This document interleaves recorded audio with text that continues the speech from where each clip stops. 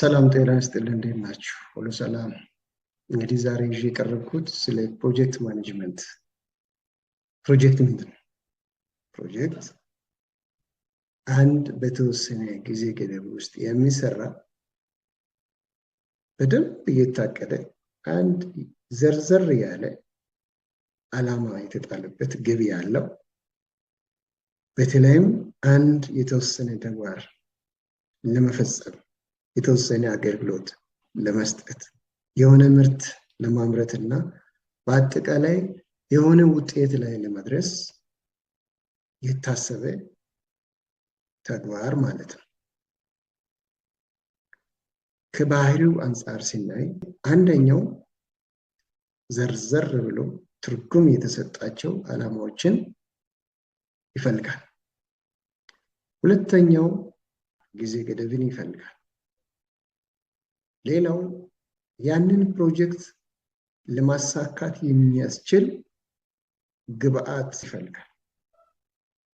ሌላ አንድ የተወሰነ ውጤት ላይ ለመድረስ ያለመ ነው።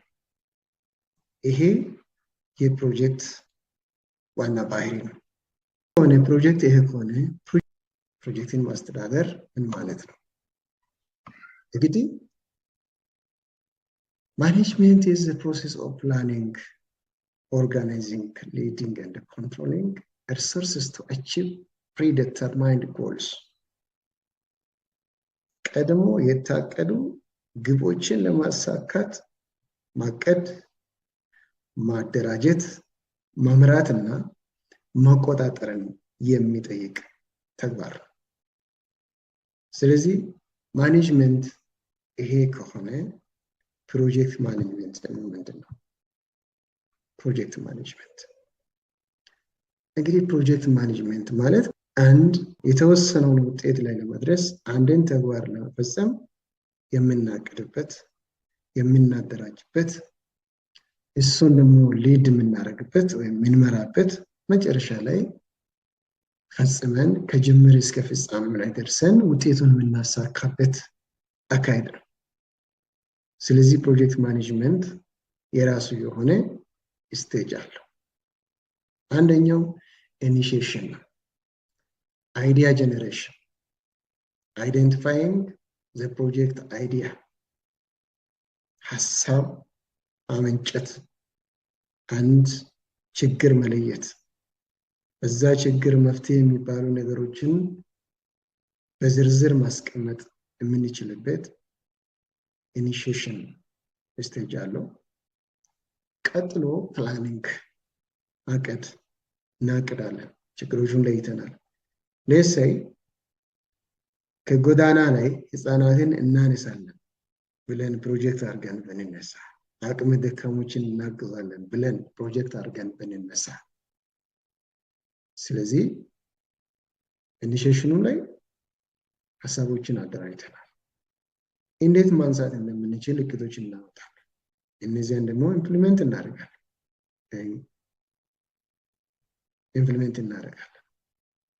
ቀጥለን ያንን ተግባራዊ ያደረግናቸውን ፕሮጀክታችን በጥሩ ሁኔታ እየሄደ ነው፣ ውጤታማ የሆነው፣ እንዳሰብነው እንዳቀድነው የተሳካ ነው የሚለውን ደግሞ ሞኒተር እንደ ኮንትሮል እናደርጋለን። መጨረሻ ላይ ኮንክሉድ እናደርጋለን፣ ውጤቱ ጋር ስለደረስን ማለት ነው። እነዚህ ስቴጆችን ተከትሎ ነው ፕሮጀክት የሚሄደው። ዝም ብሎ በፈለገበት መንገድ አይደለም። ስለዚህ ፕሮጀክት ማኔጅመንት ምን ይጠቅማል? ዋይስ ፕሮጀክት ማኔጅመንት? ፕሮጀክት ማኔጅመንት እኛ ግልጽ የሆነ ዓላማ እንዲኖረን፣ ግልጽ የሆነ ግብ እንዲኖረን ያግዘናል። ስለዚህ ፕሮጀክት ግልጽ ግብ እንዲኖረን፣ ዓላማ እንዲኖረን ያደርጋል። ሁለተኛው ሪሶርስ ማኔጅመንት ላይ ኤፊሽንት እንድንሆን፣ ውጤታማ፣ ጊዜን ቆጠበ፣ ውጤት ያመጣ የሪሶርስ ማኔጅመንት ላይ ክህሎት ይጨምርልናል። ሌላኛው ስጋትንና አደጋን ማቻቻል፣ ማስተዳደር እንድንችል ያግዘናል። ሌላው ጥራትን እንድናረጋግጥ፣ ጥራት ባለው መንገድ ስራ እየተሰራ እንደሆነ እንድናውቅ ይረዳል። ሌላኛውና ዋነኛው ስቴክሆልደርስ ባለድርሻ አካላት አሉ። ይህን ስራ በምንሰራበት ጊዜ ገንዘብ የሚያግዙ ሀሳብ የሚሰጡ አብሮ የሚሰሩ ስቴክሆልደርስ አሉ እና የእነዚህን ሳቲስፋክሽን ኢቭን ተጠቃሚዎች አሉ እርካታቸውን ያረጋግጣል። ስራዎችን በጊዜ ገደብ ውስጥ በተቀመጠው ጊዜ ውስጥ የአስገዳጅነት ባህሪ ስላለው በተቀመጠው ጊዜ ውስጥ ስራዎችን ማጠናቀቅ የምንችልበትን ዘዴ ያስተምረናል። ሌላው የወጪ ቁጠባ ስርዓትን ትምህርት ይሰጠናል። ከሁሉ በላይ ደግሞ ቲም ኮኦርዲኔሽን ፕሮጀክት ሲንግል ፐርሰን ይዞ የሚሄደው ጉዳይ ሳይሆን ቲም ይዞ የሚሄደው ጉዳይ ስለሆነ በቲሞች መካከል ዩኒቲ ኤንድ ኮኦርዲኔሽን ኮላቦሬሽን እንዲፈጠር ያደርጋል። በዚህ ፕሮጀክት ማኔጅመንት ላይ በጣም ለአጠቃላይ ነገር ጠቃሚ የሆነ ነገር አለው። እንግዲህ ዋና የሚባሉ የፕሮጀክት ባህሪያት ቅድም እንዳልኩት አንደኛውና አንደኛው clear objectives, certain objectives, attainable and achievable objectives ያስፈልጋል። clearly defined scope ይሄን እሰራለሁ በዚህ ጊዜ ጨርሳለሁ የሚል ስኮፕ ያስፈልጋል። it is temporary nature መታወቅ አለበት።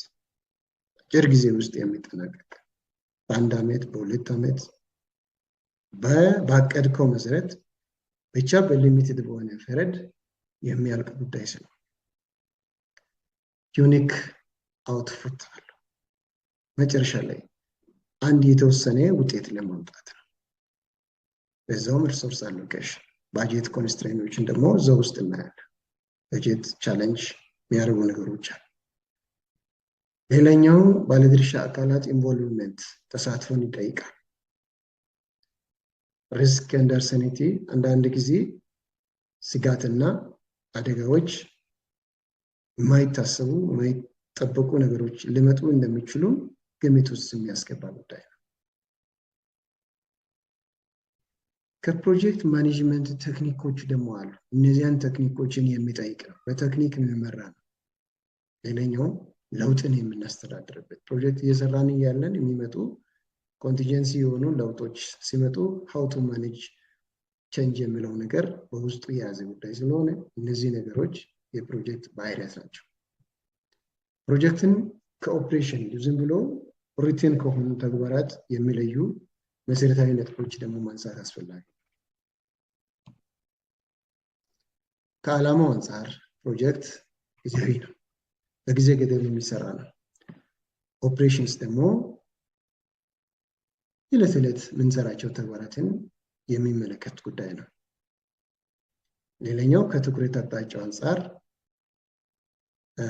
ፕሮጀክት ውጤትን ለመስጠት አሁን ለተያዘው ተግባር ላይ የሚመጣውን ውጤት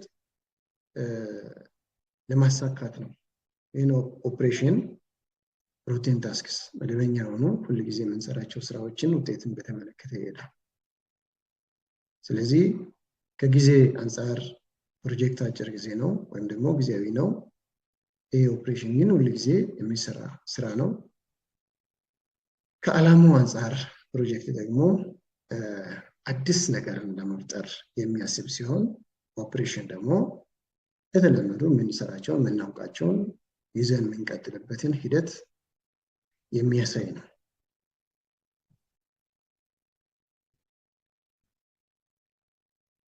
ሌላው ምንድነው? አሁን የፕሮጀክት ማኔጀሩ ሪስፖንሲቢሊቲ ምንድነው? what are the responsibilities duties of project manager?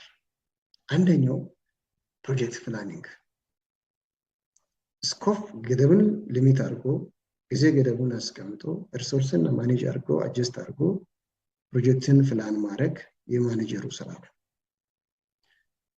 ሊደርሺፕ ኤንድ ቲም ማኔጅመንት ስራውን መምራት፣ እዛ ላይ ስራ ላይ የሚሳተፉ አካላትን ማስተዳደር፣ አደጋዎችንና ስጋቶችን መለየት፣ ችግሮችን መፍታት፣ ፕሮጀክቱ እያመጣ ያለውን ለውጥ እድገቱን መገምገም፣ በዛውም ደግሞ ጥራትን ማረጋገጥ፣ ከበጀት ጋር የተያዙ ቁጥጥር ከማድረግ አንጻር እና ባለድርሻ አካላትንም ጭምር ማስተዳደር እና መጨረሻ ላይ ሁሉ ነገር አረጋግጦ ጨርሶ ማጠናቀቅ ስራዎች ሁሉ በፕሮጀክት ማኔጀር ውጤታማነት ላይ መሰረት ያደርጋሉ። ስለዚህ ፕሮጀክት ማኔጀር ትልቅ የስራ ኃላፊነት ያለው አካል ነው። ይህን ስራ ስንሰራ ፕሮጀክት የራሱ የሆነ አደናቃፊ ነገሮች አሉት፣ ፈተናዎች አሉት። አንደኛው ገደብ ነው። በዛች በተወሰነች ገደብ ውስጥ ፕሮጀክቱን በዚህ ቅድም ባልናቸው ውጤታማነት አረጋግጦ ማለፍ ትልቅ ፈተና ነው። ሌላኛው ጊዜ ፈተና፣ በተቀመጠው ጊዜ ገደብ ውስጥ ማከናወን ማጠናቀቅ። ሌላኛው ወጪና በጀት ነው። አንዳንድ ጊዜ ፕሮጀክቱን ከጀመርን በኋላ የበጀት እጥረት ሊያጋጥም ይችላል። እሱ ሌላው የጥራት ጉዳይ ሌላ ፈተና ነው። ያልተጠበቁ ስጋቶች እና ፈተናዎች፣ እንደዚሁም ደግሞ ሌሎች ለፕሮጀክቱ የሚያገለግሉ ግብአቶች እጥረት ሊያጋጥመን ይችላል። እነዚህ ኮንስትሬንትስ ወይም ፈተናዎች ወይም አደናቃፊ ነገሮች ሁል ጊዜ ግምት ውስጥ የሚገቡ ጉዳዮች ናቸው። በአጠቃላይ ፕሮጀክት ማኔጅመንት ወይም ፕሮጀክት አስተዳደር is essential for achieving successful, structured and well executed projects.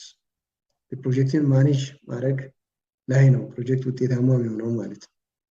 ስለዚህ በጣም በተሳካ ሁኔታ በተደራጀ ሁኔታ እና በጣም በተከናወነ ሁኔታ ፕሮጀክትን ማኔጅ ማድረግ ከተቻለ ውጤታማ እንሆናለን ማለት ነው።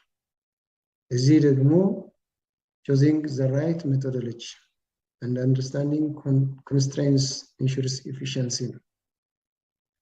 ኤፊሽንሲ ለማምጣት፣ ውጤታማነትን ለማምጣት፣ ጥራትን ለማምጣት እነዚህ ሁሉ ሂደት ውስጥ የትኛው አይነት ዘዴ ተጠቅመን ውጤታማ እንሆናለን የሚለውን ደግሞ ማወቅ ፕሮጀክት ማኔጀሩ ላይ ትልቅ የተጣለ ኃላፊነት ነው። ለፕሮጀክት ውጤታማነት ደግሞ እጅግ አስፈላጊ ነው። ስለዚህ successful projects drive progress and innovation. GKD Social Affairs Consultancy and Training Agency. ይሄን ለመጀመሪያ ጊዜ ዛሬ ካየን በሚቀጥለው ጊዜ ፕሮጀክት ሳይክሎች ምንድን ናቸው የሚለውን ደግሞ እያየን መጨረሻ ላይ አንድ ጥሩ ፕሮጀክት በጋራ እንሰራለን። Have a nice time. Thank you.